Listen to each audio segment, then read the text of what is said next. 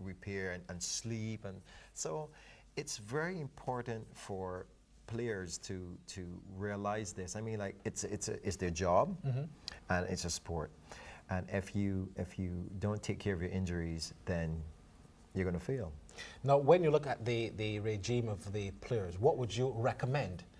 Less training in weights, more training in cardio? Well, you have to have both of them. Imagine you're cardiovascularly fit, but your muscles are weak.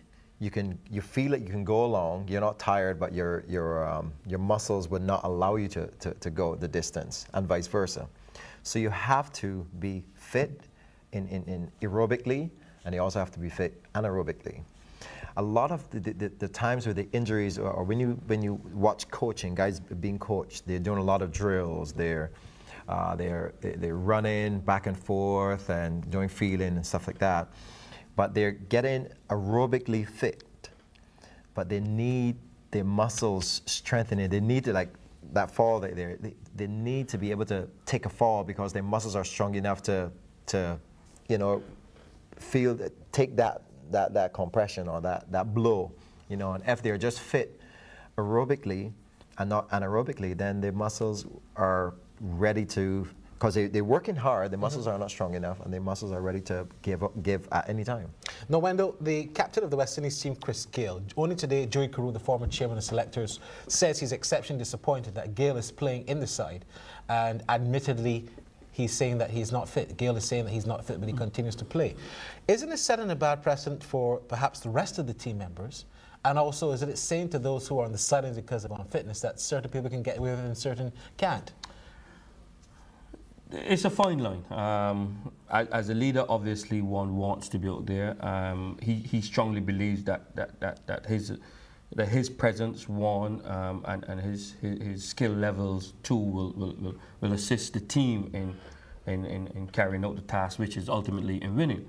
However, it also does send that message. I mean, I remember the last Ashes series in England, where Steve Waugh was carrying an injury. A hamstring muscle, pulled out of a test match, but he was playing strapped up in the following test, which started, I think, 3 or 4 days later, went on to score 100. That's right. So there are times when it is necessary for the captain, the leader, to be out there in the field. I'm not so sure at this point in time, with the extent of Gayle's injury, that it is absolutely, one, prudent and also a necessity to have him out on the field. With the severity of his injury, I think that with hindsight, and all of us have 20/20 vision where that is concerned, with hindsight, that perhaps what even Gayle and the management team may think of is that it is not necessary. When we look at the fact that the ball was played just back with a point in, and Gayle hobbled while the ball just went outside the circle and the batsman ran 3. Taking something like that into consideration, obviously the fact that he is not fully fit obviously deters from the execution of his skills, which again hampers his potential to score runs consistently, right, and also be able to win games for the team. All right, we want to hear from you. You can send us your emails to barry@lineandlength.net. That's barry@lineandlength.net. We're going to share some of your emails with you as we look tonight at fitness, which is indeed a very key element to the West Indies setup. A bit later in the program, we also have a look at how things are shaping up in the Sagicor 2020 competition. That continues this Sunday, and we'll tell you where the matches will be played.